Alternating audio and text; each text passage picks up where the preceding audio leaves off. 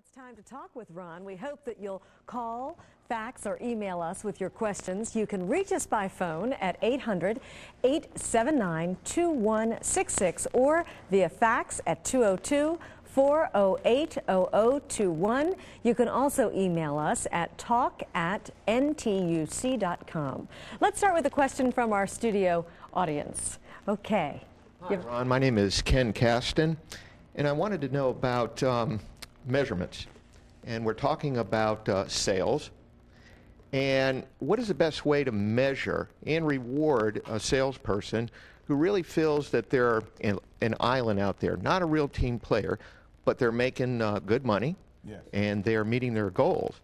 But from a team standpoint, how do we do that? Ken, great question. One of my clients, Johnson & Johnson, has just put into place a team compensation plan for their sales members. Because what was happening, Ken, was this. The salesperson was doing fantastic, having a great year, making all their quotas, getting great bonuses, but the organization was floundering. So it wasn't just enough that one person did well. The question became, how do we increase the organization's sales performance and record? It went to what was called an at-risk pay system that measured 75% of your sales pay went to you for your performance. 25% was a sharing bonus plan that went when your team met their quotas. So if you were a great salesperson, you became a coach because our money, we go together. We're very close. And it created that sense of synergy. What it does, Ken, it separates the difference between casual involvement and personal commitment. It's like ham and eggs. The chicken was casually involved. The pig was personally committed. That's what it does. Good question. And we have a caller on the line who wants to talk with you, Ron. Mary from New York, you have a question? I am. I'm here. Hi, Ron. Can you tell me, have you found that particular industries embrace a team culture more readily than others? Yes, I think in the early stages you had manufacturing firms with assembly lines who began to make a difference and began to focus on those issues and be able to work together more collectively. Because it's very easy to measure the intangibles and how to make this process work. Then you saw agencies that were involved in sales. But I think we get confused with the term team, or is it self-managing, is it self-directing? What I value is teamwork. People being able to show mutual respect, collaboration, synergy, and achieving great objectives together. It was Bill Walsh, a great football coach, who said, if an organization does not begin to function at the level of family under pressure and during change, the organizational level will fail and collapse. So teamwork really is my key idea, not simply just teams by themselves. Okay, and we have Joan on the line from Silver Spring, Maryland. Joan, you have a question for Ron? Yes, hi, Ron.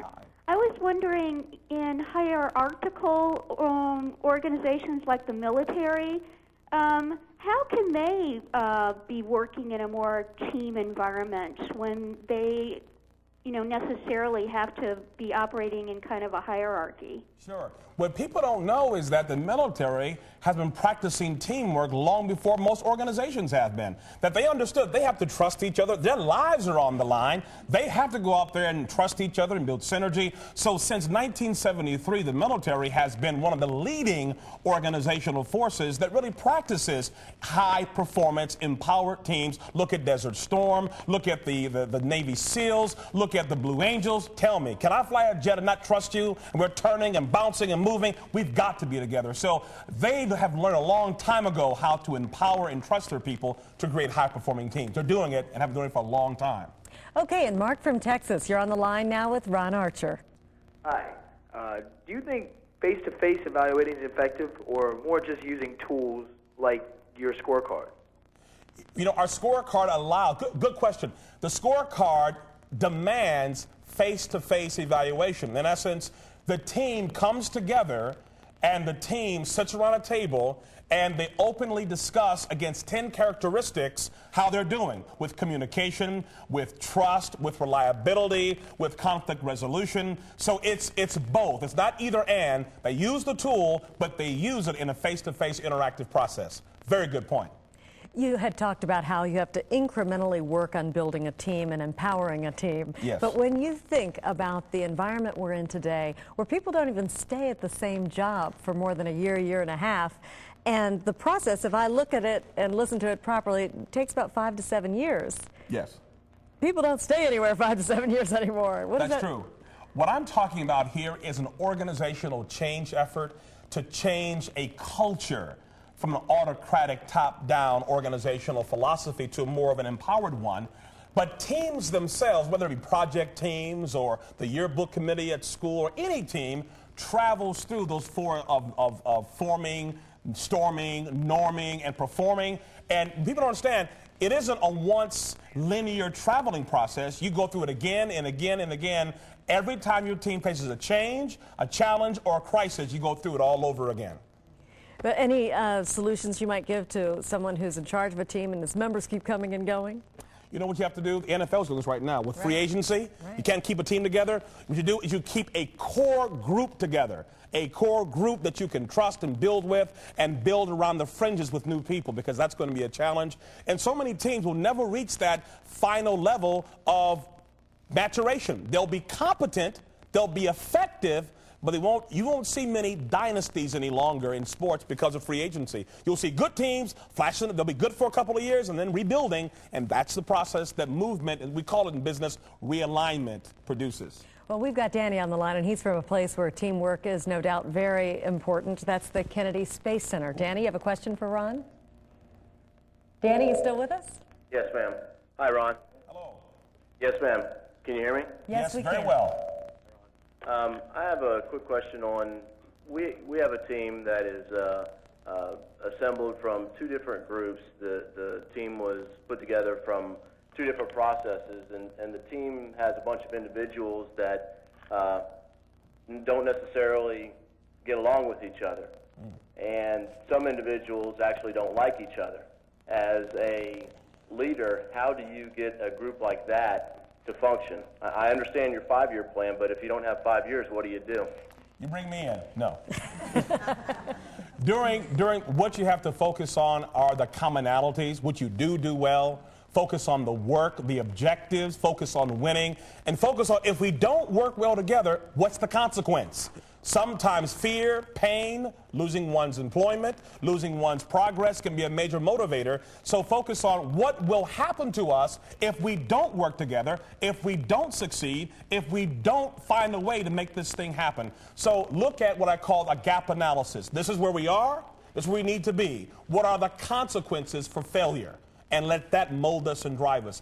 You know what? Look at the word motivation. What does it really mean? Motive means why, action means action. So find out, what do the people on the team really care about, and build around that. Why action is motivation. Now, you seem to intimate in your presentation, and you're talking about the toxic 20, that, well, you know, some people don't make it all the way. Should you just go ahead and fire the toxic 20? No, you don't fire them.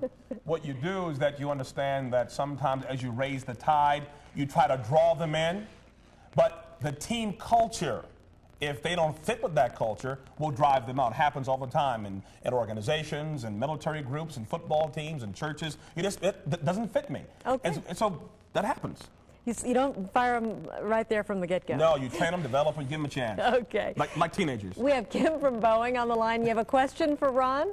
Yes, hi, Ron. Hi, Boeing. I just had a question as far as a team that's been in existence for a while, that the vision is still there and the work is still there, but we're kind of losing momentum. Would you have any tips for how to improve the momentum and get the team back together?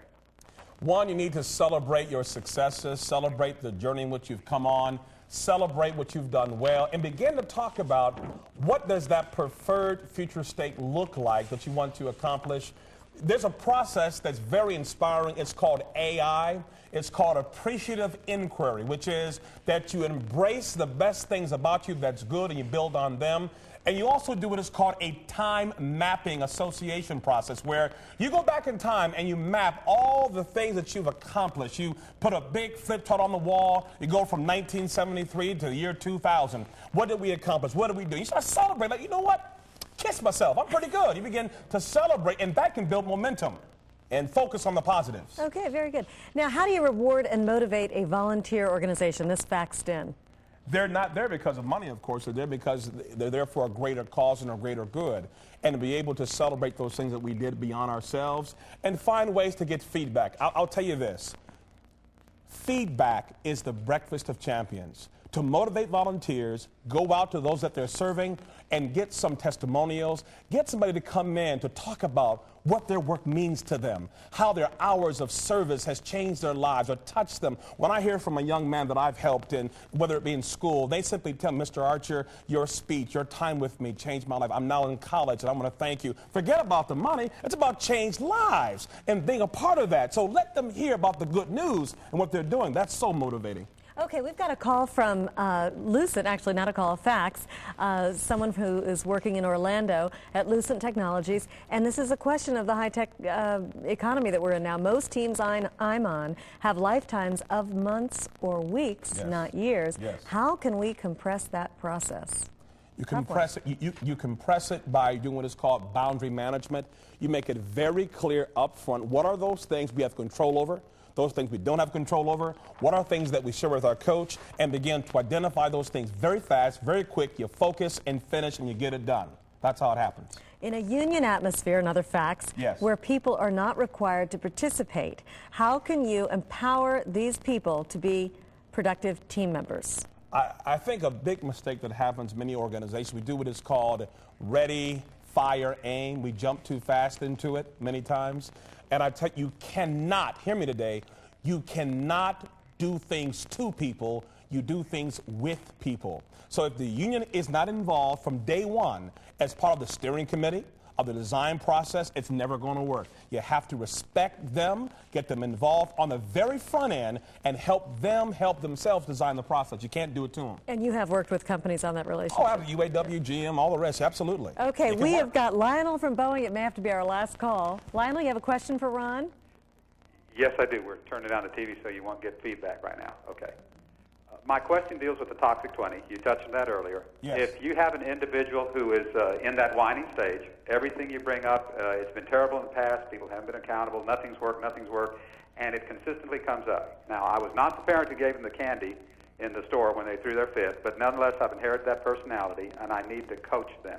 What are your suggestions on how to coach an individual like that, if you want to bring them out of the managing and controlling And we have stage? 30 seconds to answer it. Three things. One, focus on the issue, the problem, the behavior, not the person. Maintain their self-esteem, measure results, follow up, and make certain that they understand the consequences for toxic behavior.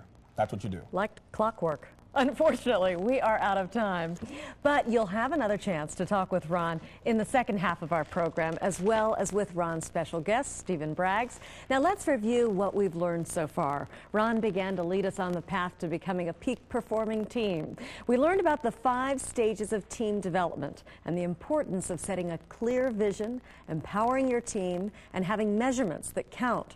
We're going to take a short break now. When we come back, Ron will turn his attention to the team leader and teach us the characteristics of any great coach. We'll also meet Stephen Braggs, who was once an NFL team player and is now an NFL coach. We'll see you in about 8 minutes.